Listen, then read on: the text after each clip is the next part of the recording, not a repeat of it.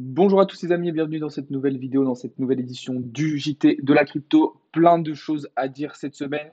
Comme d'habitude, une première partie analyse technique. On va faire un peu le point sur le marché. Qu'est-ce qui s'est passé sur Bitcoin? Qu'est-ce qui s'est passé sur les alts? Mais aussi les marchés financiers traditionnels qui vont avoir leur importance cette semaine et évidemment dans les semaines qui vont suivre. Et on parlera aussi analyse fondamentale et actualité comme d'habitude. Juste avant de commencer, je vous invite à vous abonner si ce n'est pas déjà fait, à rejoindre le serveur Discord. Vous avez le lien dans la description. Et c'est parti, on va pouvoir commencer tout de suite. Déjà, première chose à dire, ça faisait un moment qu'on n'avait pas eu une journée, enfin une série de journées dans le rouge sur le marché crypto, hein, puisque depuis le début de l'année 2023, on était quand même sur du vert, du vert, du vert. Et la première journée de baisse, environ moins 2% sur BTC, quasiment moins 3% sur Ether, et des alts qui souffrent pas mal. Et ça se ressent directement sur le niveau de confiance avec un indice Fahrenheit qui est très rapidement redescendu. Alors, pas grand-chose de significatif pour le moment, mais je pense que si on avait un Bitcoin, par exemple, qui descendait vers les 19 000 dollars, on aurait probablement un retour assez rapide dans un niveau de peur extrême. Alors maintenant, plus à court terme sur BTC, qu'est-ce qu'on peut dire? Une potentielle annonce de retracement avec la cassure hier soir de cette structure haussière, bien que pour le moment, on n'ait pas encore cassé les précédents plus bas et que le niveau 0,5 de Fibo tienne encore le coup. Maintenant, en remettant en perspective un peu plus globalement la situation de marché, on peut se rendre compte quand même qu'un retracement serait nécessaire. Je vais vous montrer la vue en daily. Voilà, on a quand même clairement, et on peut dire clairement maintenant qu'on a été rejeté sur les 21 500 ici, avec une grosse zone de liquidité, cet order block, et qui peut annoncer un retour, du coup un retracement, comme je vous le disais à l'instant, vers les 0,618 de Fibonacci, qui nous amènerait vers les 19 000 dollars.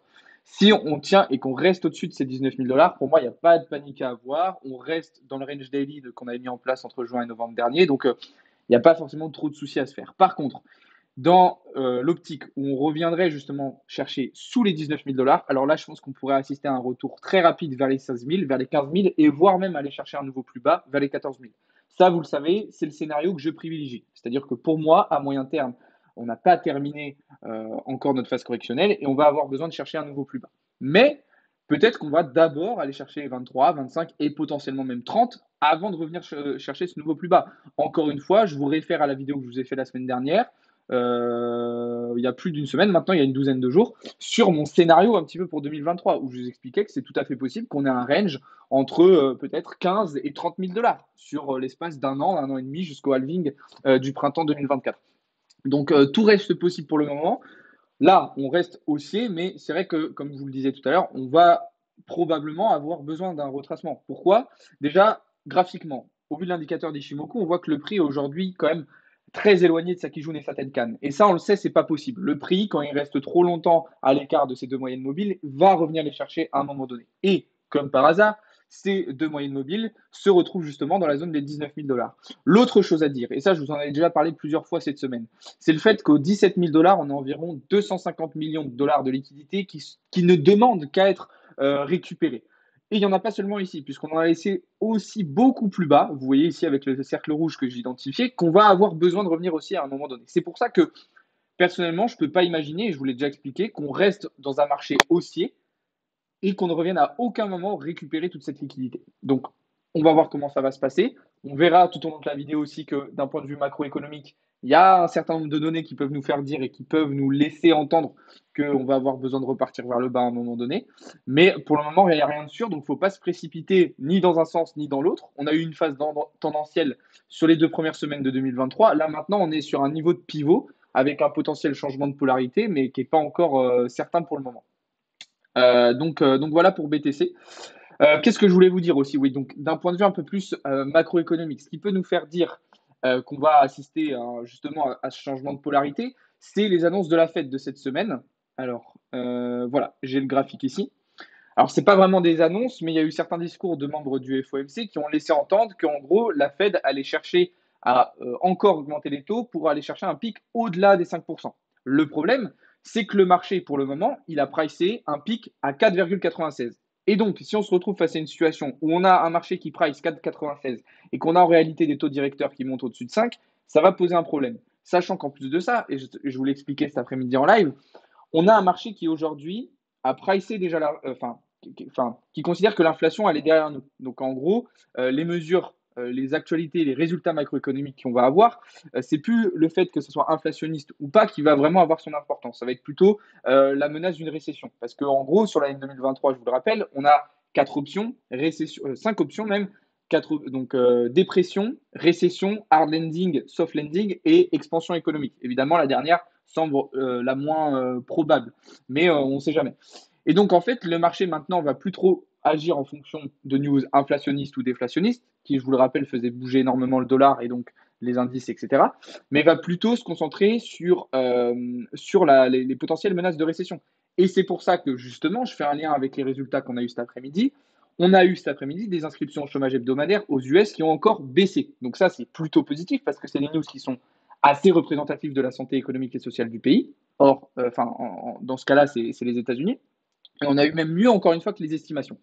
D'ailleurs, je vous le disais aussi ce matin, ces chiffres-là, pour moi, vont, au fur et à mesure du temps, avoir plus d'importance et plus d'impact sur les marchés que ce qu'on pouvait avoir comme les résultats d'inflation jusqu'à maintenant. Parce que, encore une fois, c'est cette menace de récession qui va potentiellement impacter et faire bouger le marché dans un sens ou dans l'autre.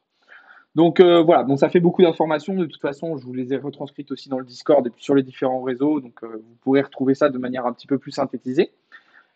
Ensuite, du côté des alts, bon, c'est un petit peu sensiblement la même chose, hein, du côté des terres en daily.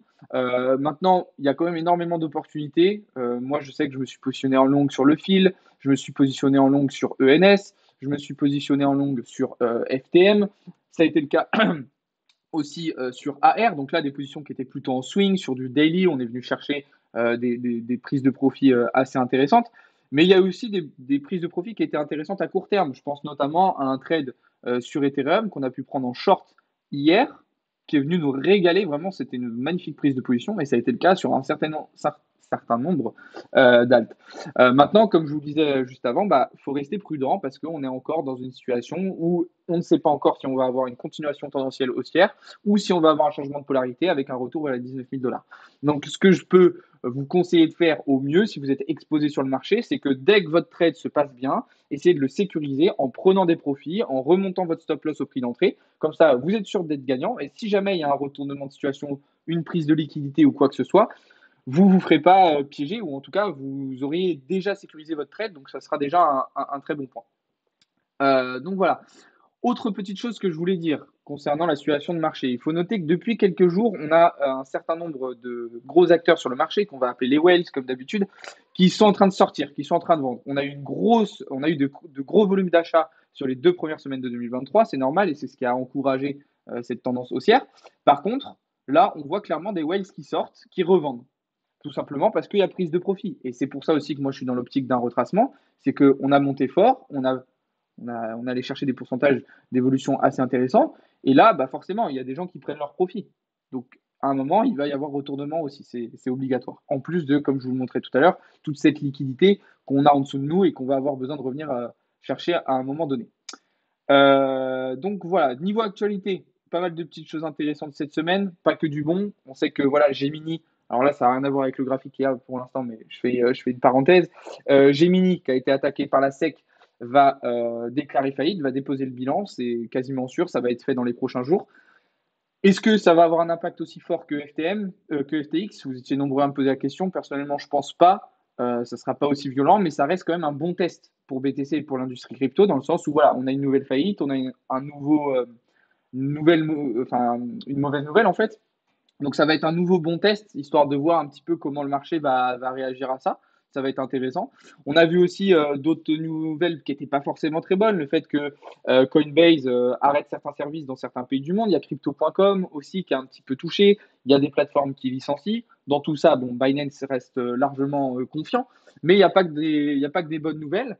Et il y a eu aussi des annonces de régulation. Vous le savez, en ce moment, il y a le WEF, le World Economic Forum, à Davos, où se réunissent les grands dirigeants internationaux, notamment le PDG de BlackRock. Et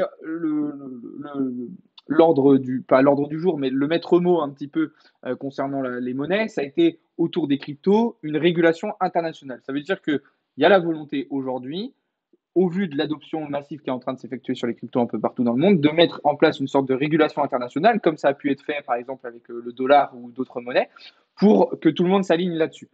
Alors ça peut être bien, mais attention, puisqu'on sait que dans certains cas, ça peut amener plus de difficultés pour certaines plateformes, pour certains écosystèmes à se développer. C'est le cas par exemple en France.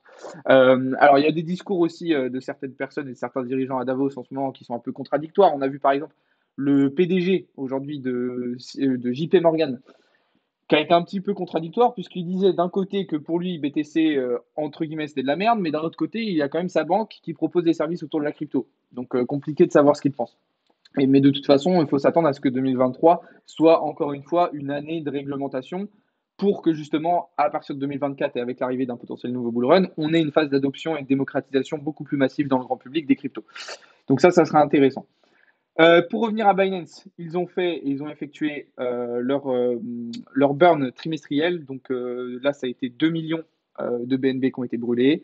Voilà, tout se passe correctement. Ça représente, je crois, c'est marqué là, 1,3% de la supply. Donc encore une fois, la vérification du token, ce qui pourra lui permettre de venir chercher plus haut et aussi de se protéger, puisqu'on voit que dans ce bear market, je vous en ai déjà parlé cette semaine, mais BNB reste quand même un coin qui a plutôt bien résisté à cette période de bear market. C'est-à-dire qu'on n'a pas forcément eu un retracement aussi important que ce qu'on avait pu avoir sur d'autres cryptos vis-à-vis de la TH. Là, si je prends par exemple ici la TH, on l'a fait un plus bas, voilà, bon, moins 72% quand même. Mais ça reste quand même moins violent, je trouve, que certains alts qui ont pris un petit peu plus cher. Donc voilà. Et pour terminer aussi, il y a eu plein de petites études qui sont sorties très intéressantes. Là, on a sous les yeux le pourcentage de la population américaine qui possède du Bitcoin. Donc, il y avait quelques petits chiffres intéressants. Le fait que ce soit principalement des hommes. Et moi, ce qui m'a surpris particulièrement, c'est le fait qu'on a 25% quand même des Américains qui ont investi dans le Bitcoin, qui ont investi plus de 100 000 dollars. Donc, on a quand même une grosse majorité de la population américaine qui investit dans le Bitcoin et qui investit fortement. Donc, ce qui veut dire quand même qu'ils ont relativement confiance en ça. Bon, après, il y a eu plein d'autres études cette semaine, il y a eu plein d'autres actualités vraiment positives. Le fait que, voilà, on a appris que toute l'énergie qui était utilisée pardon, dans le mining de Bitcoin était à 56,9% renouvelable aujourd'hui. Donc voilà, il y a des gros efforts qui sont faits de ce côté-là. Donc ça aussi, ça permettra une adoption, une démocratisation à grande échelle beaucoup plus importante dans les années à venir, puisqu'on sait que c'est des sujets aujourd'hui qui font débat. Et voilà. Je pense qu'on a fait le tour d'à peu près toutes les actus. J'ai essayé d'être le plus synthétique possible dans cette vidéo. Si vous n'avez pas tout compris, s'il y a des notions que vous voulez voir un peu plus en détail, je vous invite à aller voir les rediffusions de live, les autres vidéos que j'ai pu faire sur la chaîne YouTube, et puis évidemment de venir sur le serveur Discord, puisque c'est là-bas que tout se passe et qu'on vous partage toutes les informations. Sur ce, je vous souhaite à toutes et à tous une très très bonne soirée. Merci beaucoup d'avoir regardé cette vidéo. N'hésitez pas à vous abonner encore une fois, et on se retrouve dans le Discord sur la fin de journée et dès demain matin sur les différents réseaux sociaux pour davantage de contenu, de trade, d'analyse. Bref, vous connaissez la chanson. Salut à tous les amis, c'était Alex de Crypto Learning.